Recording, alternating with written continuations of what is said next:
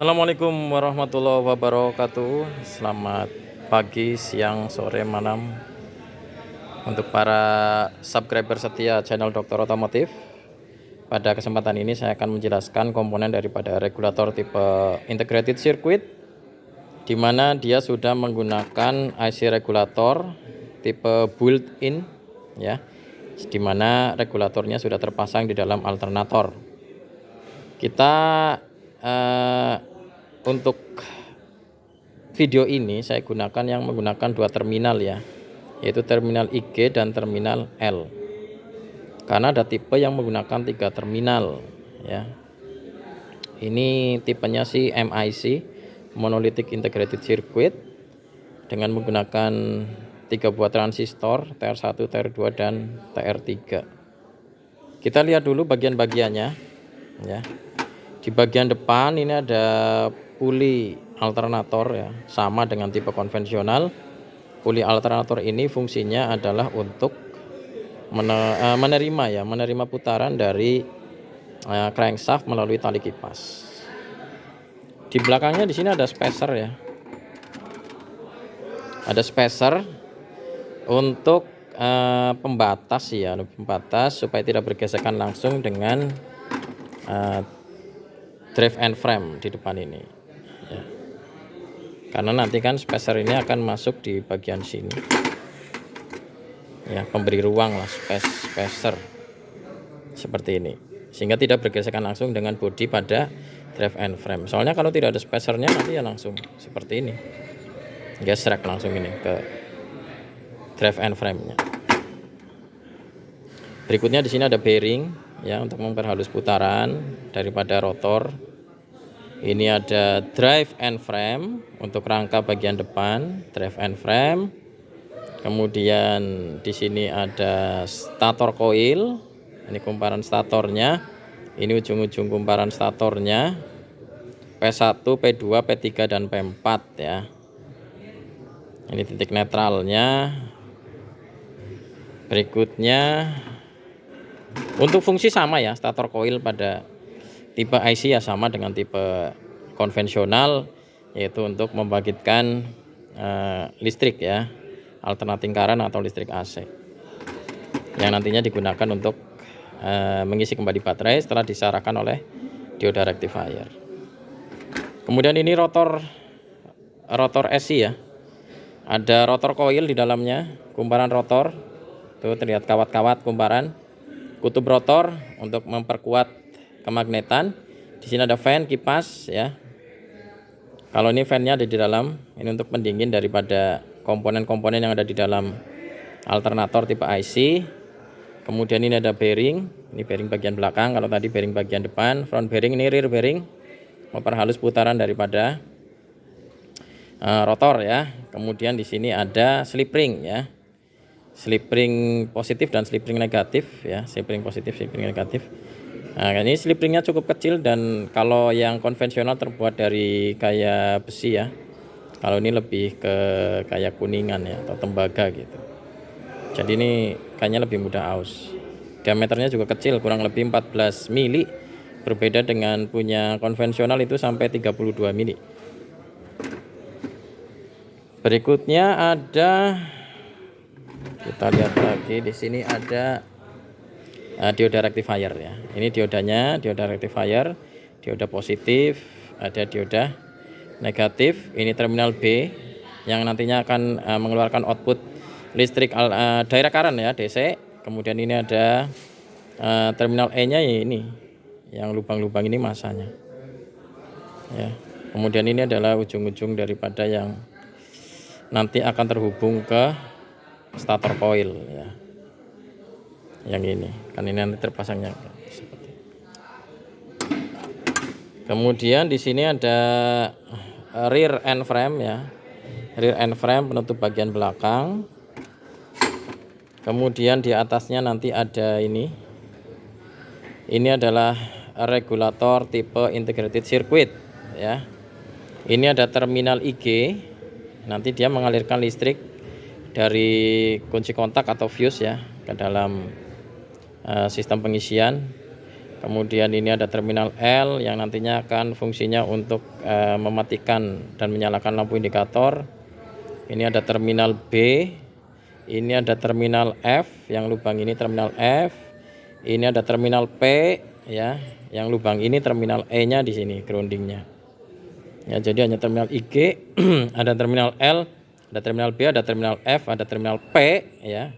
Terminal P ini nanti dia fungsinya untuk menginformasikan ke MIC jika stator sudah membangkitkan arus listrik ya. Kemudian ada satu tipe lagi yang menggunakan 3 terminal, yaitu terminal S sebagai sensor tegangan yang dihasilkan oleh sistem pengisian ke baterai nanti. Cuma ini enggak ada terminal S-nya. Berikutnya ini ada penutup bagian belakang ya, rear cover, penutup bagian belakang. Ya, saya rasa itu komponennya cukup sederhana untuk tipe integrated circuit. Kemudian nanti untuk pemeriksaannya ya kurang lebih sama ya dengan tipe konvensional. Yang diperiksa ya sama, kurang lebihnya sama, hanya standarnya nanti akan berbeda ya. Tetap kita menggunakan multitester, posisi ohm kali 1 ya, sama. Kemudian kita tes lead, kemudian dikalibrasi dengan memutar ohm calibration knob seperti ini sampai jarum ke angka 0, baru kita lakukan pengukuran.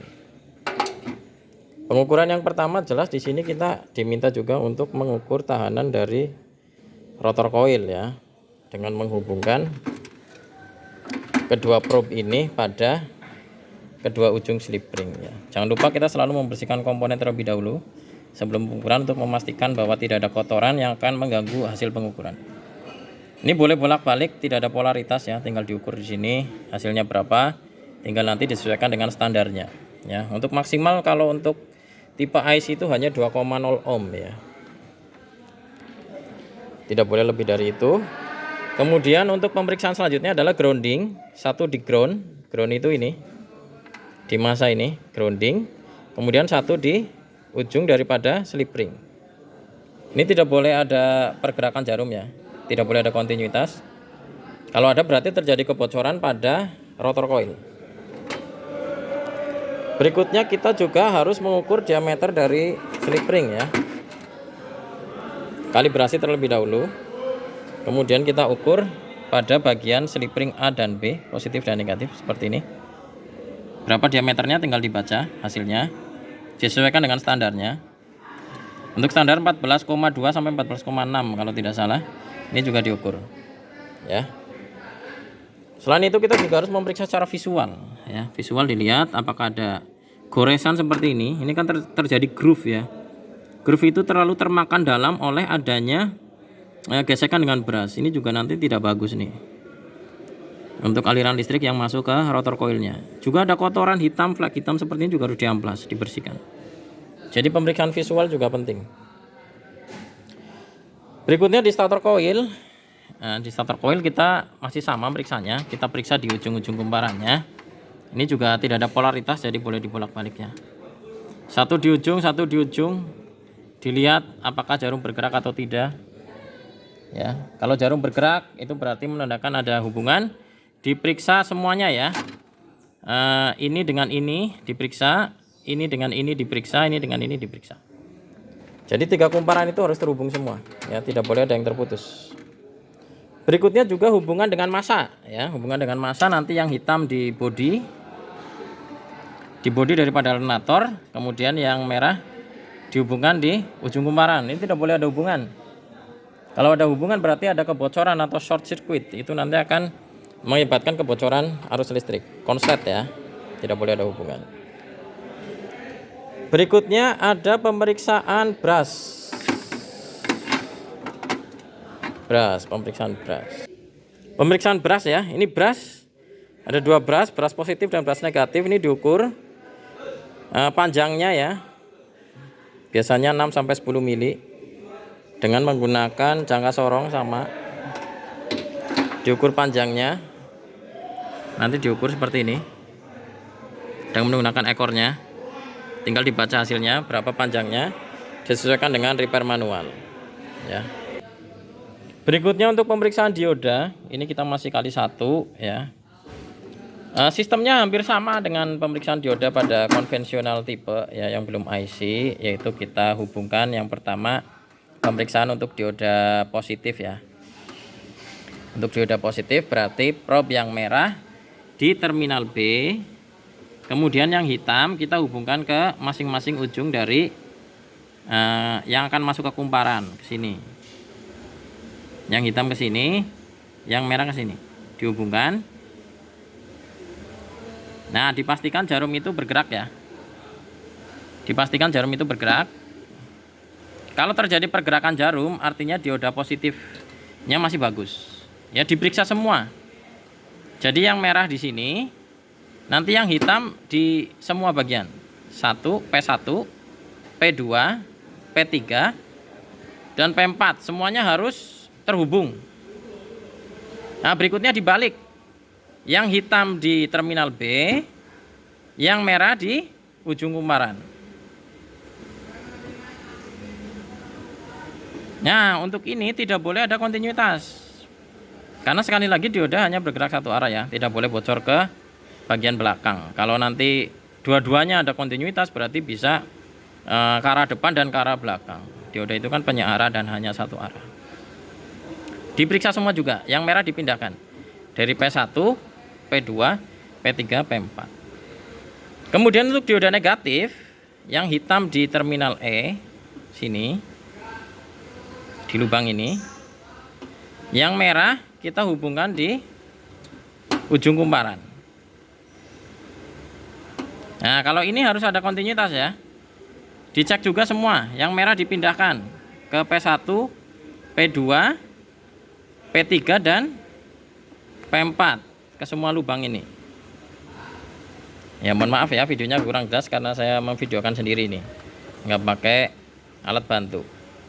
Kemudian untuk sebaliknya, ketika yang merah ada di terminal E, yang hitam ada di masing-masing ujung kumparan, yang ini kan dibalik ya posisinya sekarang.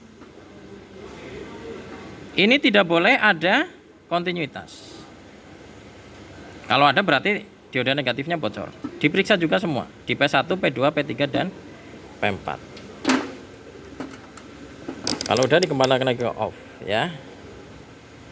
Oke, demikian untuk metode pemeriksaan daripada regulator tipe IC. Silakan nanti dipraktekkan sesuai job sheet yang sudah dibuat. Kemudian hasil dilaporkan ke pembimbing prakteknya. Terima kasih. Wassalamualaikum warahmatullahi wabarakatuh.